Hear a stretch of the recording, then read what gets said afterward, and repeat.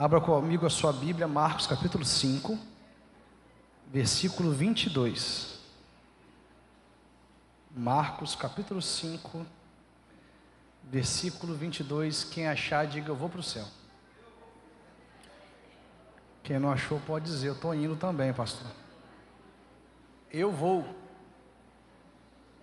Marcos capítulo 5, verso 22. Vai depois de mim, pastor?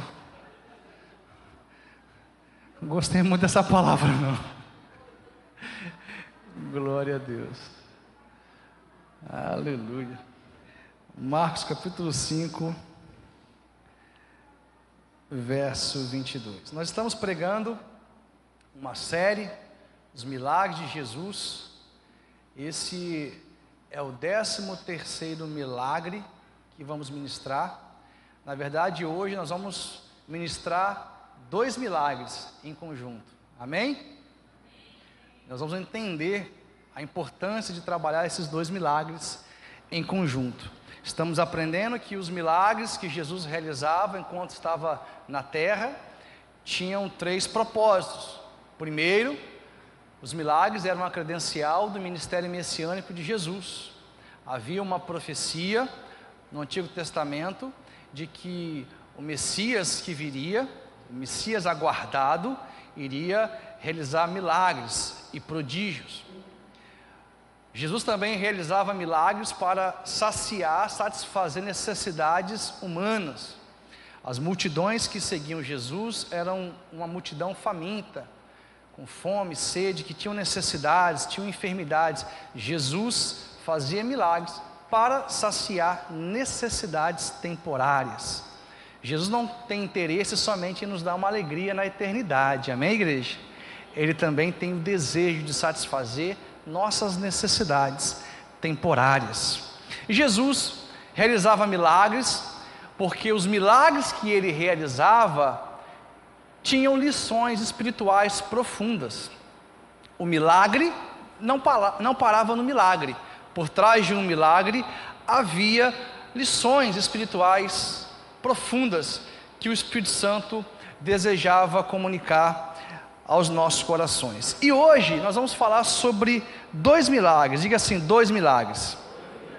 Vamos trabalhar hoje a cura da filha de Jairo e a cura da mulher do fluxo de sangue. Então Marcos capítulo 5, verso 22 vai dizer assim: então chegou um dos chefes da sinagoga, chamado Jairo, e vendo-o, prostrou-se aos pés de Jesus e lhe pediu com insistência: minha filhinha está morrendo, venha impor as mãos sobre ela, para que seja salva e viva.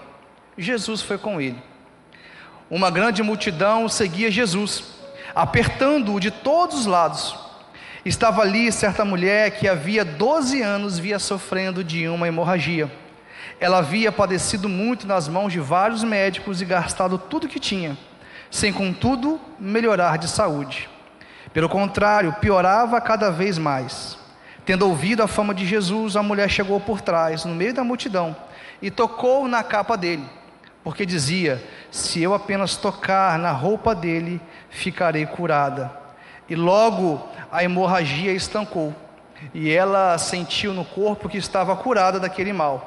Jesus, reconhecendo imediatamente que dele havia saído o poder, virando-se no meio da multidão, perguntou: quem tocou na minha roupa? Os discípulos responderam: o Senhor está vendo que a multidão o aperta e ainda pergunta: quem me tocou? Ele, porém, olhava ao redor para ver quem tinha feito aquilo. Então a mulher, amedrontada e trêmula, ciente do que lhe havia acontecido, veio, prostrou-se diante de Jesus e declarou-lhe toda a verdade. Então Jesus lhe disse: filha, a sua fé salvou você. Vá em paz e fique livre desse mal. Amém, igreja? Os estudiosos do livro de Marcos, do Evangelho de Marcos, vai dizer que esses 2 milagres são milagres intercalados. Pastor, o que são milagres intercalados?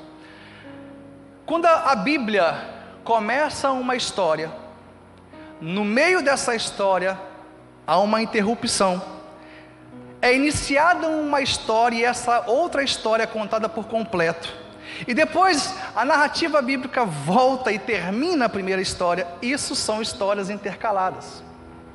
E é exatamente o que acontece nesse texto. A Bíblia começa a narrativa do milagre da filha de Jairo, e de forma abrupta, a narrativa ela para e se inicia uma nova narrativa de uma outra história, de um outro milagre, o milagre da mulher do fluxo de sangue. A Bíblia conta a história dessa mulher por completo e depois há o retorno para a conclusão daquela primeira história. Isso são histórias intercaladas, isso são milagres intercalados. Para que a gente possa entender tanto o milagre da filha de Jairo, quanto o milagre da mulher do fluxo de sangue, a gente precisa trabalhar esses dois milagres em conjunto. Porque quando a Bíblia apresenta os textos dessa forma, para que a gente possa entender esses milagres, a gente precisa alcançar o entendimento através da leitura, do estudo em conjunto dessas duas histórias. Então nós vamos fazer hoje conforme está determinado na palavra do Senhor. Vamos começar trabalhando a história de Jairo, vamos fazer uma interrupção, vamos entender o milagre da mulher do fluxo de sangue e vamos retornar para o milagre da filha de Jairo. Amém? Amém, igreja? Então, a começar pelo milagre da filha de Jairo. A palavra do Senhor inicia a construção do texto dizendo que Jairo, um chefe da sinagoga, tinha uma filhinha de 12 anos. A gente encontra essa informação em outros textos sinóticos. Eu já ensinei para os irmãos o que é um texto sinótico. Mateus, Marcos e Lucas são textos que se complementam. O que um fala, o outro adiciona uma informação. Essa mesma história você pode encontrar no livro de Mateus e também no livro de Lucas. Nos textos sinóticos de Mateus e de Lucas, está escrito lá que essa menina ela tinha 12 anos. E ela estava enferma. Uma enfermidade que colocou ela entre a vida e a morte. Seu pai Jairo, um chefe da sinagoga, ele vai até Jesus, buscando uma cura para sua filha. Quando ele vê Jesus, ele se prostra aos pés dele e clama por socorro, e clama por ajuda. Irmãos, um chefe da sinagoga, ele tinha muitas atribuições. O chefe da sinagoga, ele era responsável por conduzir a adoração na sinagoga. Era ele que escolhia quem fazia as orações. Ele escolhia a pessoa que iria ler a porção das Escrituras Sagradas naquele dia, naquela reunião, naquele culto. O chefe da sinagoga era responsável por ensinar toda a Escritura do Senhor. Esse homem, chamado Jairo, como chefe da sinagoga, ele gozava de uma posição religiosa. Ele era o chefe da sinagoga.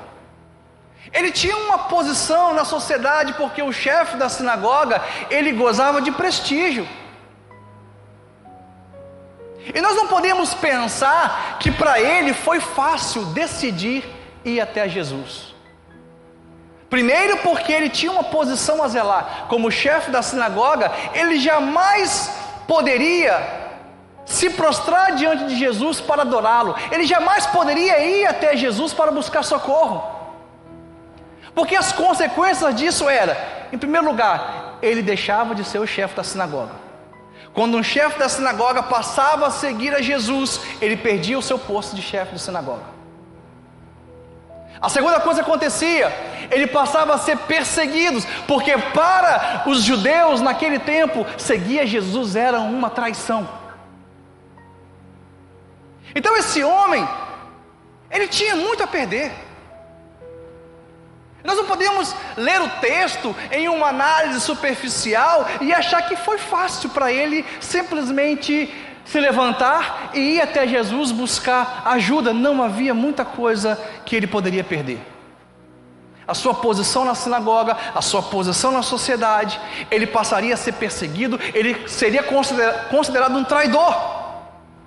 Mas Jairo, diante de tudo isso, ele pensa: de que adianta eu ter tudo isso à minha disposição e perder o que eu tenho de mais importante na minha vida, que é a minha filha? De que adianta eu ministrar no templo? De que adianta eu conduzir a adoração? Do que adianta eu gozar de um prestígio na sociedade? Do que adianta eu ser o chefe da sinagoga, se a minha filha está entre a vida e a morte e eu não posso fazer nada para salvá-la? Jairo, ele abre mão de tudo isso e ele vai até Jesus buscar um milagre, buscar uma cura para a sua filha. Irmãos, ouça o que eu vou dizer: por trás de todo milagre tem uma palavra. Diga assim: por trás de todo milagre tem uma palavra. Por trás de todo milagre que o Senhor deseja realizar em nossas vidas, tem uma palavra. Uma palavra que nós precisamos cumprir. No caso de Naamã, como já falamos em outros momentos, a palavra é ela: Naamã, você, para que seja curado da sua lepra, você vai mergulhar 7 vezes no Rio Jordão. Enquanto ele não deu 7 mergulhos no Rio Jordão, ele não foi curado. Por trás do milagre tinha uma palavra. Aqui, quando nós lemos o texto, nós entendemos também que havia uma palavra por trás do milagre de Jairo.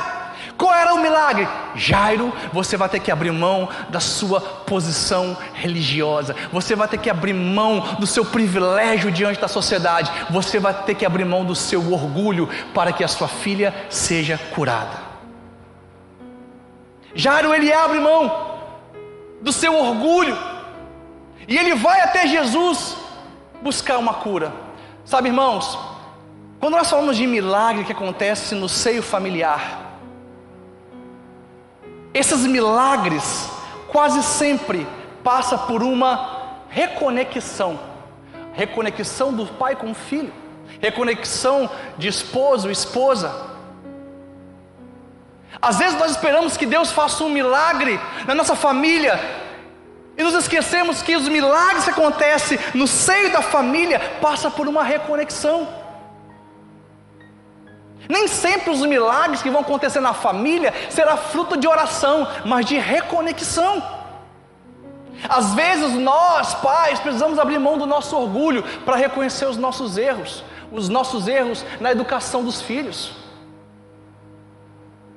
Semana passada eu tive uma conversa séria com meu filho Benjamin.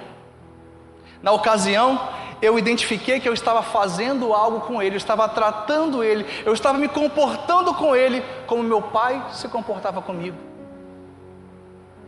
E eu percebi que aquilo estava machucando ele, que aquilo estava entristecendo ele. Eu tive que identificar o que estava acontecendo comigo, os processos que estavam acontecendo dentro de mim, vencer o meu orgulho e pedir perdão a ele. Falar: filho, eu errei com você, me perdoa. Papai fez isso porque foi assim que eu aprendi. Eu não queria fazer isso, mas eu aprendi assim. Mas eu quero ser um pai melhor para você. É nesse momento que os corações se reconectam. É no olho no olho. É um alinhamento de coração, é um alinhamento de emoção. Porque, irmãos, a questão não é ser perfeito, a questão é ser quebrantado. A questão não é você sempre acertar, a questão é quando você erra, você precisa voltar e corrigir. O milagre que acontece no seio familiar quase sempre passa por uma reconexão. Vamos falar a verdade, irmãos? Ser pai nos dias de hoje é um desafio, sim ou não? Eu costumo dizer uma frase do pastor Cote. O pastor Cote diz assim: quando a gente casa, Deus quebra o vaso. Quando a gente tem filhos, Deus pisa nos cacos. Ele começa a nos fazer de novo. Começa a nos refazer. E é exatamente assim Quando você casa, cada um com uma história, cada um com uma demanda, cada um com uma expectativa, Deus começa a quebrar o vaso. Aí você acha, o processo está terminando. Aí vem os filhos. Aí quando vem os filhos, Deus fala assim, pera aí que eu vou dar mais uma pisadinha aqui nos cacos. E tem mais umas coisinhas que eu preciso quebrar aqui, porque eu quero fazer tudo novo na sua vida. O milagre na família não é nem tanto fruto de oração, mas de reconexão. Quem sabe você está aqui hoje, você está precisando se reconectar com seus filhos. Olhar olho no olho e falar bem assim, filho, me perdoa porque eu errei com você. Porque muitas vezes nós esperamos que o filho peça perdão ao pai. Porque o filho é rebelde, porque o filho ele é desobediente.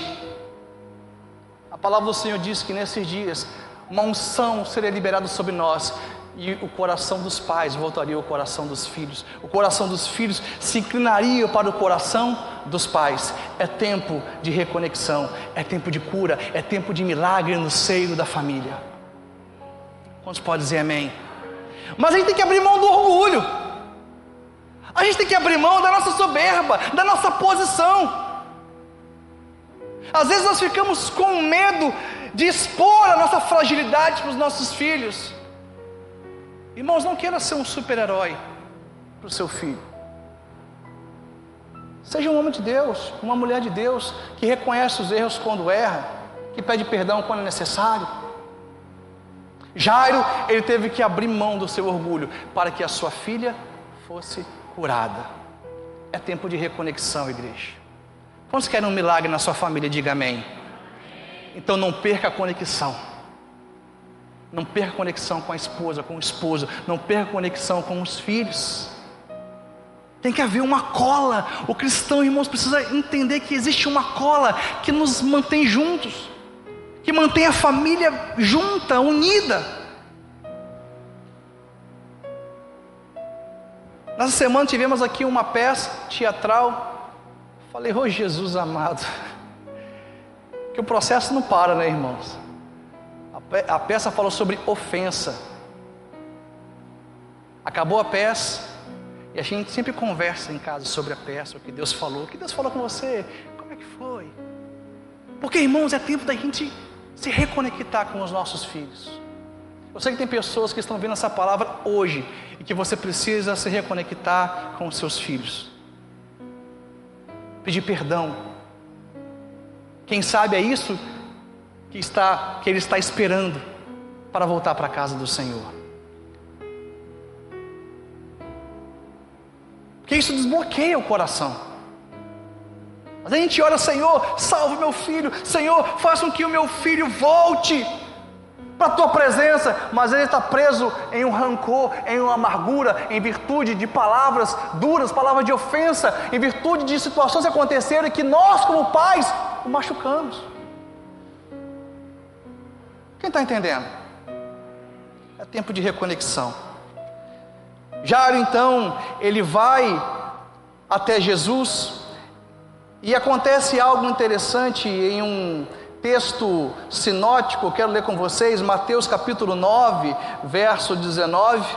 Lá está escrito que Jesus, quando ouve o pedido de Jairo, ele se levanta e ele vai para a casa de Jairo, e os discípulos foram juntamente com ele.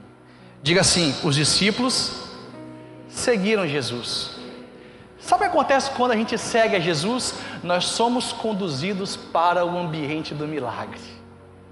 Os discípulos se levantaram, passaram a seguir Jesus e eles foram conduzidos para a casa de Jairo, onde o milagre aconteceria.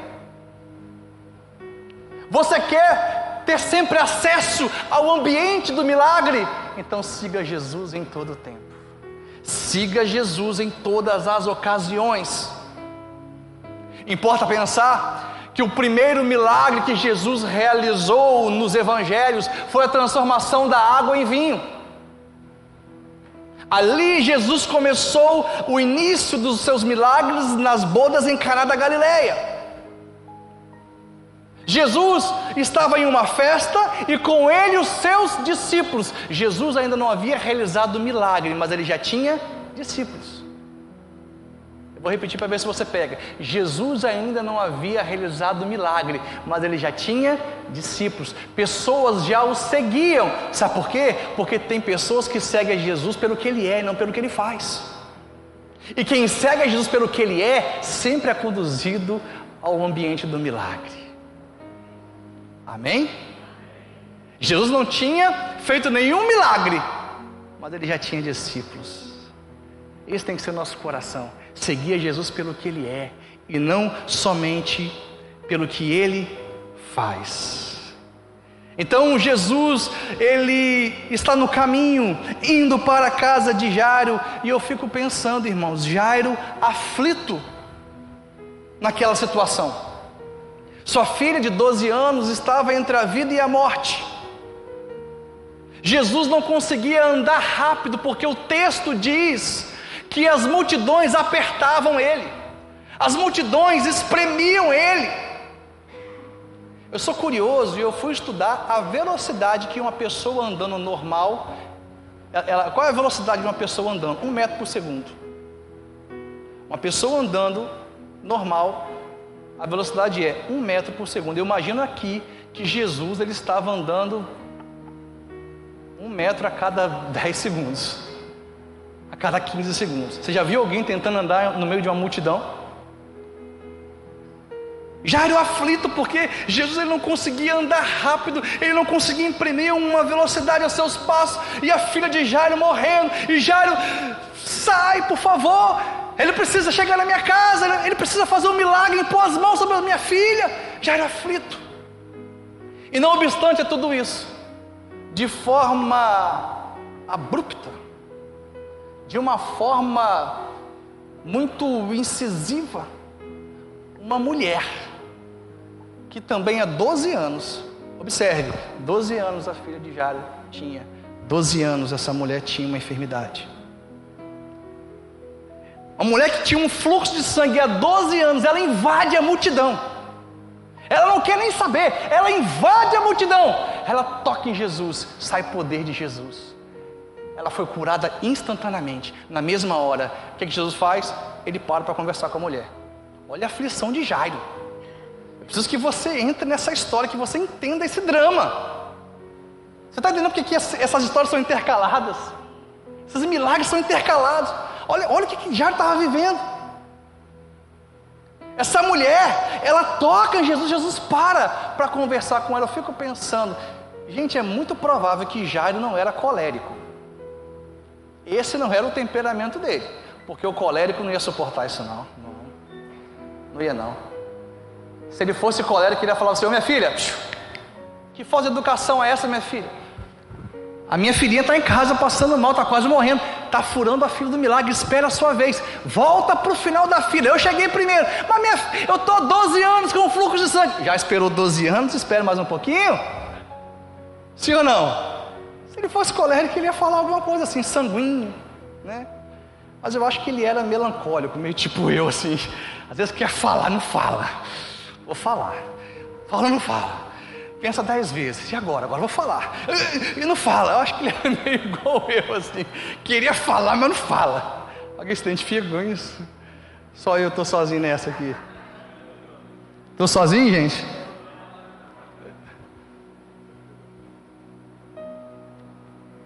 Mas a questão aqui não era o temperamento de Jairo. A questão aqui é o seguinte: Jairo teve que esperar Jesus curar aquela mulher, para depois, então, Jesus continuasse indo para a casa dele, para realizar uma cura na vida da sua filha. Irmãos, ouça o que eu vou te dizer. Um dos maiores desafios da nossa fé é ver Deus realizando um milagre na vida do outro, enquanto nós estamos esperando um milagre. Sim ou não? Você está aguardando um milagre, você está entre a vida e a morte, você está passando dificuldade, você está orando, clamando por Jesus, você está na expectativa do sobrenatural acontecer na sua vida, e nada acontece na sua vida. Mas quando você olha para o lado, Deus está abrindo a porta de emprego para um, abençoando a empresa do outro, curando o câncer, curando de AIDS, dando livramento. As coisas estão acontecendo na vida de todo mundo, mas na sua parece que nada acontece. Esse é o grande desafio da nossa fé. É por isso que a palavra do Senhor vai dizer, no Salmo 40, o salmista diz: esperei pacientemente no Senhor, e Ele se inclinou para mim e ouviu o meu clamor. Irmãos, para que a gente possa receber tudo aquilo que o Senhor tem para nós, precisamos aprender a esperar pacientemente no Senhor. Esse é um ingrediente da fé extremamente importante, a paciência. A paciência.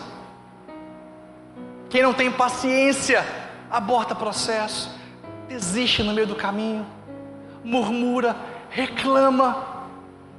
Jairo, mesmo tendo uma necessidade, aguardando com expectativa um milagre na vida da filha dele, ele teve que esperar Deus fazer um milagre na vida de uma outra mulher, para depois então algo acontecer na casa dele, na família dele. Nós vamos aprender um pouquinho para frente um significado importante dessa espera de Jairo. Importa pensar que essa mulher, ela não tinha nome. A Bíblia não fala o nome dela. Essa mulher era pobre, porque o texto vai dizer que ela havia gastado todo o seu dinheiro com médicos e não havia sido curada. Essa mulher, ela estava afastada do convívio social, porque essa era uma das repercussões de um fluxo de sangue ininterrupto. Jairo, o nome dele é colocado. Jairo, ele era o chefe da sinagoga, ele tinha uma posição espiritual. Jairo era conhecido na comunidade de Israel. Quem recebeu o primeiro milagre? Quem recebeu o primeiro milagre? A mulher. Sabe por quê? Porque no reino de Deus, as nossas credenciais não compram prioridade. Ninguém fala nada, hein? Vou repetir: no reino de Deus, nossas credenciais não compram prioridade. No reino de Deus, não importa se você é rico, se a sua empresa é próspera, não importa se você é engenheiro, médico, se você é um grande empreendedor, no reino de Deus, nada disso tem importância, porque o reino de Deus não é movido por credenciais, é movido por propósito, irmãos. No reino de Deus, pode ser que o juiz, ele vai estar lavando o banheiro, e quem vai estar no altar pregando? O gari. Porque no reino de Deus, credencial não compra altar. No reino de Deus, credencial não compra prioridade. O reino de Deus é movido por propósito. É quem responde adequadamente ao plano e projeto do Senhor para a sua vida. Essa mulher não tinha nome, essa mulher era pobre, essa mulher estava afastada do convívio social, mas Jairo teve que esperar ela ser abençoada primeiro. Jairo teve que esperar o milagre acontecer na vida dessa mulher. Quantos podem dizer aleluia? Essa mulher, ela foi curada do fluxo de sangue. E importa que a gente fale um pouquinho de onde essa mulher saiu, qual é a história dela. Sabe por quê, irmãos? Às vezes a gente vê Deus abençoando alguém e a gente só olha para a bênção, né? A gente olha para o milagre e a gente só quer entender o milagre. Você não sabe às vezes de onde que aquela pessoa saiu. Nossa, que família linda, que família harmoniosa, que família abençoada, olha que filhos lindos. Às vezes você não sabe de onde a pessoa saiu para ela chegar nesse lugar. Então a gente vai conhecer um pouquinho da história dessa mulher. Levíticos capítulo 5, capítulo 15, abra comigo.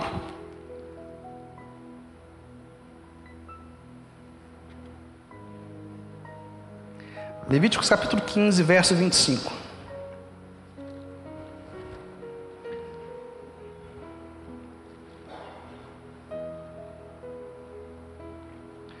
Levíticos 15, versículo 25. Quem achou, diga amém. Quando uma mulher tiver um fluxo de sangue por muitos dias, fora do tempo da sua menstruação, ou quando tiver fluxo do sangue por mais tempo do que o habitual, todos os dias do fluxo ela ficará impura. Diga assim, impura. Irmãos, quando a mulher ficava menstruada nesse tempo, ela entrava em um período de impureza. Nesse período de impureza, ela não ficava em casa. Ela ia para um ambiente separado, isolado, e ela ficava nesse ambiente até que a sua menstruação fosse embora. Até que o fluxo do sangue parasse. A Bíblia chama esse momento de o período da impureza. Versículo 26. Toda cama sobre que se deitar durante os dias do seu fluxo será como a cama em que ela se deita na sua menstruação, e toda coisa sobre que se assentar ficará impura, conforme a impureza da sua menstruação. Quem tocar a estas coisas ficará impuro, portanto lavará suas roupas, se banhará em água e ficará impuro até a tarde. Porém, quando lhe cessar o fluxo, então se contarão 7 dias, e depois estará pura. No 8º dia pegará 2 rolinhas ou 2 pombinhas, e os trará ao sacerdote à porta da tenda do encontro. Então o sacerdote oferecerá uma para oferta pelo pecado, e outro para o holocausto. O sacerdote fará por ela expiação do fluxo da sua impureza diante do Senhor. Essa é uma lei cerimonial e também uma lei sanitária. Era assim que as coisas aconteciam naquele tempo. A mulher, no tempo da sua menstruação, ela entrava em um período de impureza e ela deveria se afastar da sua casa, e ela ia para um ambiente viver esse período da impureza. Agora olha que interessante, quando a mulher ela ia entrar nesse período da impureza, ela saía de casa com o dia certo para sair e com o dia certo para voltar. 3 dias, 4 dias, 5, 7, quem sabe 10 dias. Pode variar um pouquinho para mais, um pouquinho para menos, mas o fato é que ela saía de casa dizendo o seguinte para o seu esposo, para os seus filhos: olha, eu estou indo para o período de impureza, mas daqui a pouco eu estou voltando. Eu já vou retornar. E essa mulher, ela vai para esse período de impureza e passa 5 dias, 10 dias, 12 dias, e o fluxo de sangue não para. Passa 20 dias, passa 30 dias. Permita-me conjecturar, a Bíblia não fala isso, mas eu queria entender as possíveis repercussões disso. De repente o marido fala: tem alguma coisa estranha, cadê essa mulher que não volta? Os filhos: cadê minha mãe que não volta mais? Ninguém sabia o que estava acontecendo. O que as pessoas sabiam é que ela tinha um problema. Não sabia se era um ovário policístico, se era anemia, se era endometriose. São causas muitas vezes de fluxo de sangue na mulher que não se interrompe, fluxo sanguíneo. Ninguém sabe o que estava acontecendo com ela. O fato é que ela tinha um problema. Ela tinha um problema. Agora entenda, irmãos, que essa enfermidade que ela estava passando, primeira coisa, tirou ela do convívio com seus familiares. E quando a gente faz uma conexão com o mundo espiritual, tem muitas pessoas que estão passando por uma hemorragia espiritual, e isso tem tirado o seu contato com a sua família.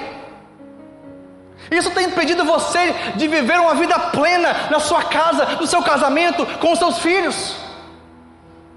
Irmãos, hoje eu estou debaixo de uma palavra, em nome de Jesus, eu vou liberar essa palavra sobre a sua vida. O Senhor Jesus está passando na sua vida, Ele está passando aqui, e Ele está te curando de toda enfermidade espiritual.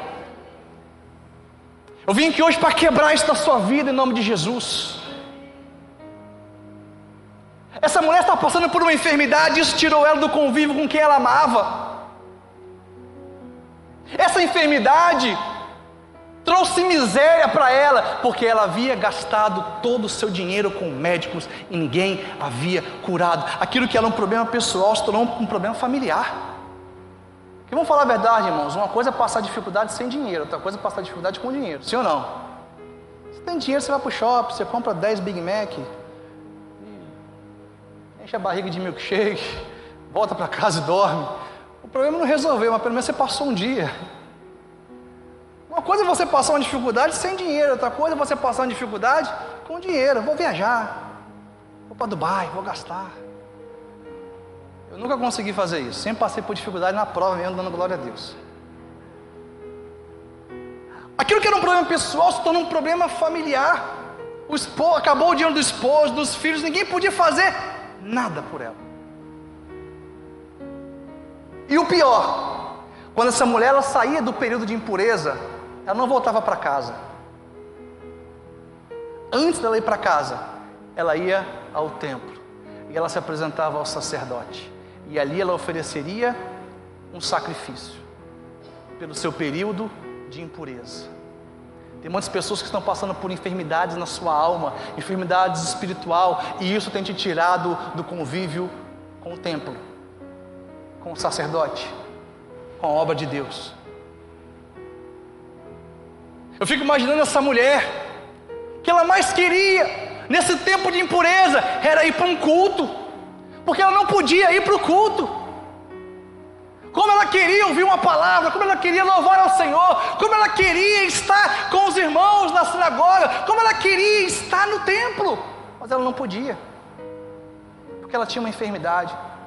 Irmãos, não venha para a igreja de qualquer jeito, não venha para a casa do Senhor de qualquer jeito. Eu vou para a casa do Senhor porque eu vou cumprir um protocolo. Não, irmãos. O salmista diz: alegrei-me quando me disseram, vamos à casa do Senhor. É um privilégio para nós, irmãos, nós estávamos aqui. Se estamos aqui hoje de pé, vivos, firmes, é porque até aqui nos ajudou o Senhor. Venha para a casa do Senhor alegre, venha para a casa do Senhor para expressar a sua gratidão, porque Ele tem sido fiel com você. Não venha de qualquer jeito.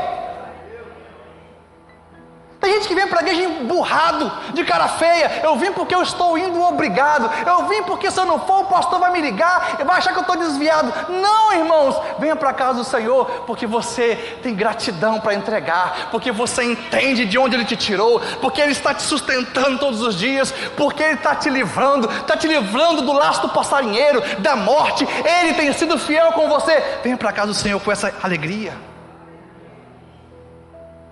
O que essa mulher mais queria é estar na igreja, adorando ao Senhor, glorificando ao Senhor.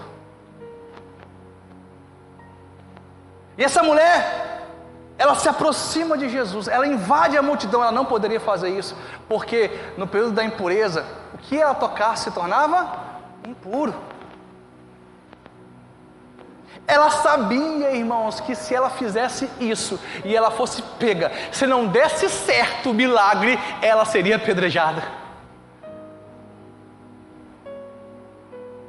Mas na cabeça dela, já estou morta mesmo. Tem 12 anos que eu estou aqui nesse cativeiro, tem 12 anos que eu estou aqui. Eu fico imaginando as mulheres que entravam e saíam do período de impureza.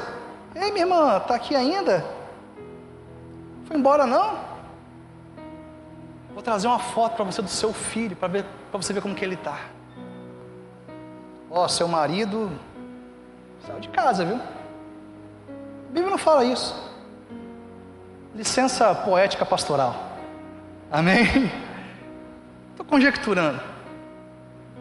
E como é que está lá em casa? Olha, está bem. O menino se formou na faculdade. 12 anos, gente. É assim que ela se relacionava com a sua família, através de notícias.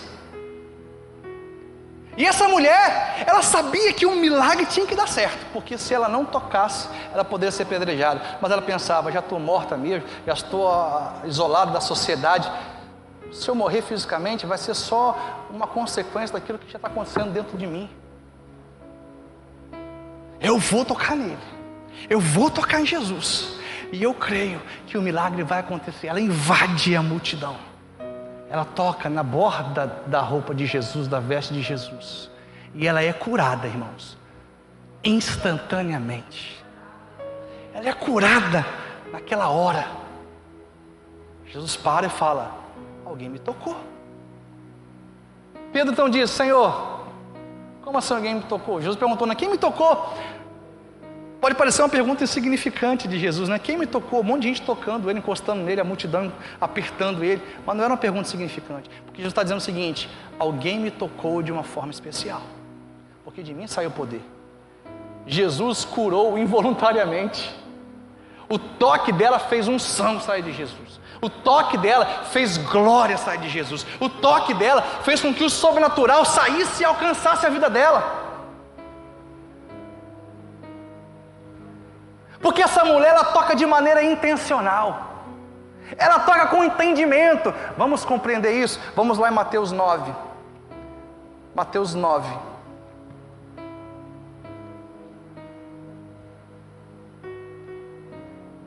Verso 20. Mateus 9, verso 20. Diz assim a palavra do Senhor: e eis que uma mulher que durante 12 anos vinha sofrendo de uma hemorragia, veio por trás de Jesus e tocou na borda da capa dele, porque dizia consigo mesmo: se eu apenas tocar na capa dele, ficarei curada. Então Jesus, voltando-se, vendo-a, disse: coragem, filha, a sua fé salvou você. E desde aquele instante a mulher ficou sã. Observe, irmãos, o versículo 29. Olha o que essa mulher fala.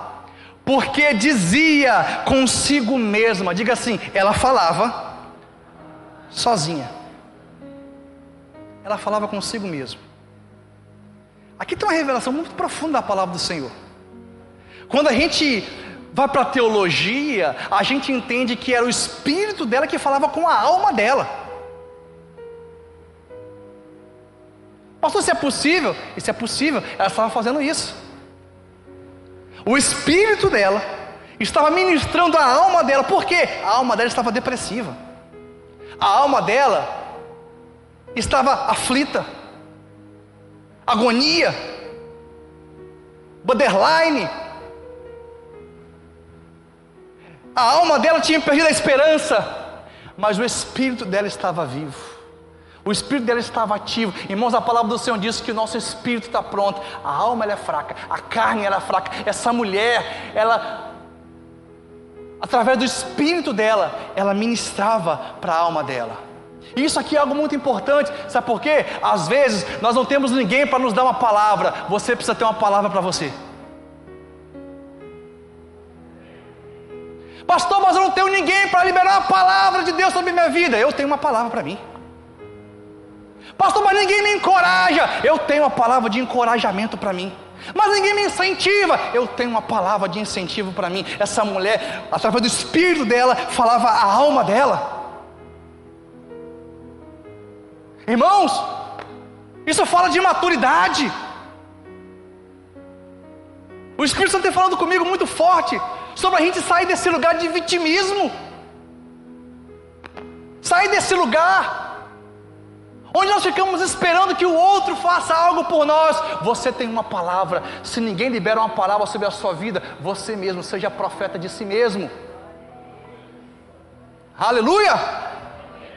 Porque ser profeta sobre a vida do outro é fácil, irmão. Eu quero ver você ser profeta sobre si mesmo. Liderar outro é fácil. Eu quero ver você liderar a si mesmo.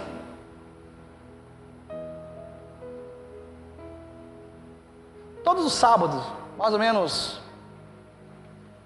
9, 10 horas da noite, quando eu termino de escrever esse texto da mensagem que eu vou pregar no domingo de manhã, eu fico durante a semana orando, Deus falando, mas eu paro para anotar tudo que eu vou ministrar no domingo, no sábado. Quando dá mais ou menos 9, 10 horas da noite, eu começo a pregar para mim mesmo. Literalmente. Eu levanto no meu quarto e começo a pregar. E eu começo a pregar para mim. Outro dia, Vitória entrou no quarto. Pai, você está falando sozinho? Eu estou aqui falando as coisas de Deus para mim. Irmãos, isso não é loucura, não. Às vezes eu chego aqui na igreja, eu bato com força. Sabe por quê? Porque eu já apanhei lá no meu quarto. Deus já me bateu primeiro, então eu falei, agora eu vou bater com força. Não vou apanhar sozinho, não. Porque antes de eu falar para você, eu já falei para mim aquilo que a palavra ministrou. Porque a palavra tem que ficar em nós, irmãos.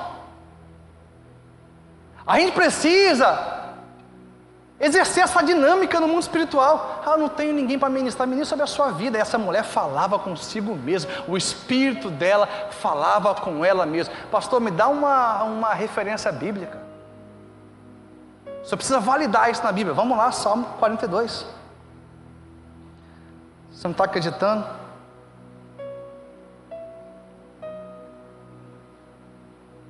Verso 5.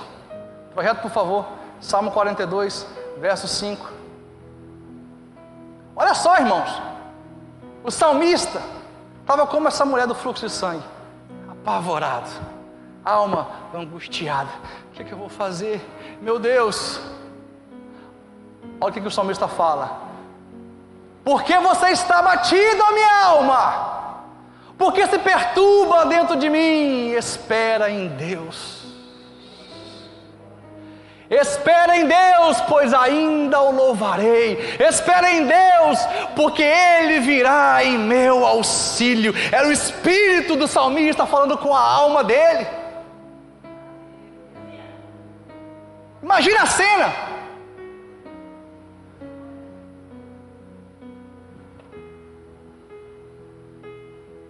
A alma do salmista.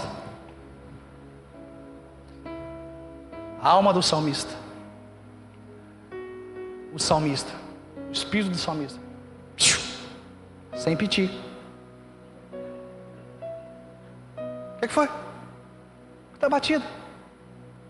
Está estressado. O que está acontecendo? Não, é porque eu estou esperando. Espera em Deus. Espera em Deus, porque ainda eu louvarei. Aleluia! Espera em Deus. Irmãos, tem dia que a gente tem que falar para a nossa alma: espera em Deus, porque você está abatida, aflita, porque você está agitada. Espera em Deus, porque eu ainda vou louvar ao meu Deus. O Espírito falava à alma. Eu quero ativar o seu espírito nessa manhã. Eu quero ativar o seu espírito, para que o seu espírito possa ministrar a sua alma. Eu não tenho palavra, ninguém me dá uma palavra, eu tenho uma palavra para mim. Eu não tenho uma palavra de encorajamento, eu tenho uma palavra de encorajamento. Mas ninguém me incentiva, eu tenho. Eu sou maduro em Deus, eu não dependo de nada que acontece do lado de fora. O Espírito de Deus fala ao meu espírito, que testemunha que eu sou filho de Deus.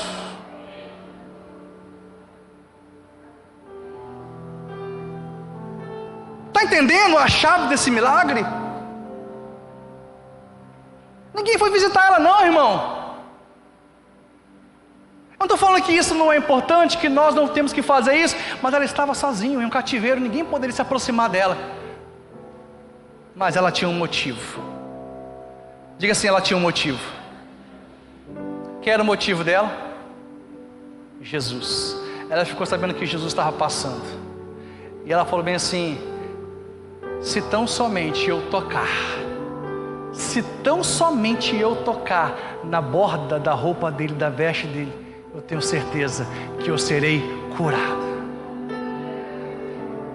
Irmãos, às vezes as pessoas estão passando por crises emocionais, a gente fala bem assim: poxa, essa pessoa não age, não toma uma atitude, sabe por quê? O problema dela não é a ação, é o motivo. Quem não tem um motivo para agir, não age. Essa mulher, ela alcançou um novo significado para a sua vida. Ela conhecia as escrituras sagradas, que falava que o Messias viria vestido de um talite, e na borda da sua roupa estariam promessas da lei, estariam escritas a lei do Senhor, a palavra do Senhor. Então ela fala: se tão somente eu tocar na borda do Messias, na borda da roupa, eu serei curado. A motivação dessa mulher era Jesus. Irmãos, quando a sua motivação é Jesus, você se torna imbatível. Quando a sua motivação é Jesus, você tem livre acesso aos milagres. Você sabe por que muitas vezes eu não paro? Por que muitas vezes eu não falo assim: Senhor, eu vou desistir, está difícil a caminhada, está pesado. Sabe por quê? Porque eu tenho um motivo. Por que o pastor Eldo não para? Por que ele não desiste muitas vezes? Diante do desafio que é pastor da igreja, essa semana a gente conversava sobre isso, né? Não é qualquer um que aguenta o rojão de ser pastor de igreja. É porque ele tem um motivo. E o motivo é Jesus. Porque por meio dele, para ele, são todas as coisas. Ele é o motivo. Ele é o motivo de eu vir para a igreja. Ele é o motivo de eu pregar o evangelho. Ele é o motivo de eu querer ser um pai melhor para os meus filhos. Ele é o motivo. Ele é o motivo, igreja. Ele é o motivo. Essa mulher tinha um motivo. Jesus, eu vou tocar nele. Eu vou tocar nele. Eu vou me aproximar. Eu vou chegar nele e eu vou ser curada. E eu quero finalizar porque a gente vai participar da ceia. Você consegue entender por que Jesus cura essa mulher antes de curar a filha de Jairo? A Bíblia vai dizer, quando Jesus acaba de curar a mulher do fluxo de sangue, a notícia de que a filha de Jairo tinha morrido chegou para ele. Jesus curou a mulher do fluxo de sangue e veio o mensageiro do caos. Jairo, sua filha morreu. Não tem mais nada o que fazer. Para de incomodar o mestre. A gente encontra isso nos textos sinóticos. Jesus sabia, irmãos, ouça, presta atenção que aqui é o detalhe. Jesus sabia que quando Jairo estava indo ao encontro dele, nesse percurso, a menina tinha morrido. Por isso que Jesus primeiro cura a mulher do fluxo de sangue, porque Jesus estava querendo estimular a fé dele. Porque a notícia que ele iria receber era uma notícia difícil. Ele estava indo a Jesus em busca de um milagre, mas ele iria precisar de um milagre maior. Então Jesus, ele faz questão de curar a mulher do fluxo de sangue na frente de Jairo. E quando Jesus ele olha para Jairo, ele vê desesperança no olhar de Jairo, porque Jairo tinha recebido a notícia. A Bíblia diz que Jesus ouviu a notícia que foi dada a Jairo. Jesus ouviu. Ouça que eu vou te falar, Jesus ele ouve as notícias que chegam para nós. Amém? Ele está atento às nossas necessidades. Jesus ele ouviu a notícia que foi dada para Jairo, e ele disse o seguinte: Jairo, crê somente. Jairo, crê somente. Não tenha medo. Por que ele fala não tenha medo? Sabe por quê, irmãos? O medo é criativo. O medo cria situações. Você lembra dos discípulos no barco? Jesus vem andando em meio à tempestade, andando sobre as águas. Os discípulos com medo, é um fantasma, porque o medo é criativo. O medo faz você criar problemas. O medo faz você criar coisas que não existem. Agora deixa eu te dar uma boa notícia: a fé também é criativa. Então Jesus fala bem assim: Jairo, crê somente, não tenha medo. Não deixe o seu medo criar pensamentos contrários àquilo que eu vou fazer na sua vida, na sua casa. Crê somente. Crê somente. Jesus então ele vai para a casa de Jairo. Eu tinha mais algumas coisas para falar, mas eu vou deixar para outra oportunidade. Jesus entra na casa de Jairo. Ele cura aquela menina. Ele faz um milagre naquela casa. E essas duas histórias, irmãos, esses dois milagres intercalados, nos ensinam muitas coisas. Eu quero finalizar essa mensagem dizendo para você o seguinte: não importa a situação que você está passando, crê somente. Crê somente. Crê somente. Quem sabe você está passando por uma situação que a sua alma está angustiada, abatida. Essa manhã o Espírito Santo está ativando o seu espírito para que você possa profetizar sobre si mesmo. Aleluia! Se coloque de pé. Aleluia! Quando eu chorar, vou me lembrar que até aqui famosos todos para decorar conosco. Digo a minha alma, espera em Deus, pois ainda louvarei. Aleluia!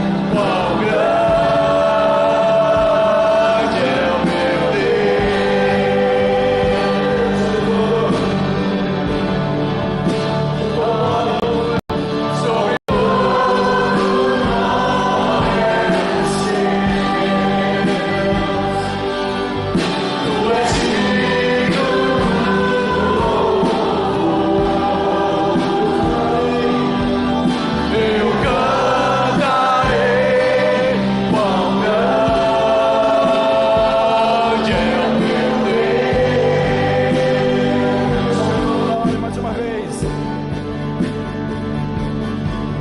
Sobre todo nome é o seu. Aleluia! Tu és digno do louvor. Eu cantarei quão grande é o meu Deus.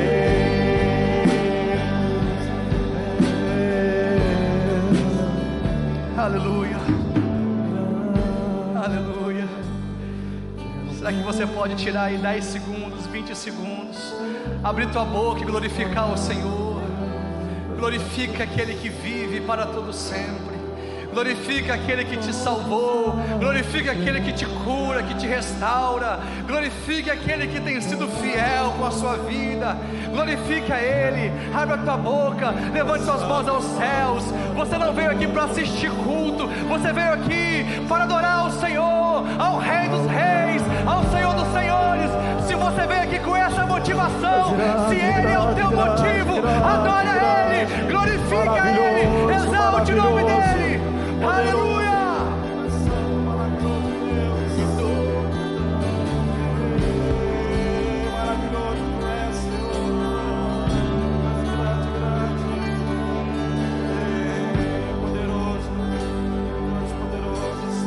Aleluia! Aleluia! Obrigado, Senhor. Obrigado pela sua palavra. Obrigado pela sua santa e gloriosa palavra. Que nessa manhã ela vá e produza o resultado ao qual ela se destina. E nós cremos que a sua palavra produza 100 por 1. Ela jamais volta vazia. Sua palavra é viva e eficaz. Ela penetra em nosso interior, separando o espírito da alma, discernindo a vontade do nosso coração. Ó palavra genuína, santa de Deus, nos leia nessa manhã, nos leia nessa manhã. Nós lemos livros, mas a sua palavra nos lê. Queremos ser lidos pelo Senhor nesta manhã, para que possamos, ó Pai, agir de acordo com a sua santa vontade. Em nome de Jesus, em nome de Jesus. Grande é o Senhor, grande é o teu nome. Não importa o nome do nosso problema, o teu nome é maior. Não importa o nome da nossa adversidade, o teu nome é maior. O teu nome é sobre todo nome. O teu nome é sobre todo nome. Aleluia, aleluia. Tu és nosso motivo, Jesus. Tu és nosso motivo. Tu és nosso motivo. Tu és nosso motivo. Aleluia. Aleluia, aleluia. Quero chamar os diáconos a vir aqui à frente. Nesse momento nós vamos participar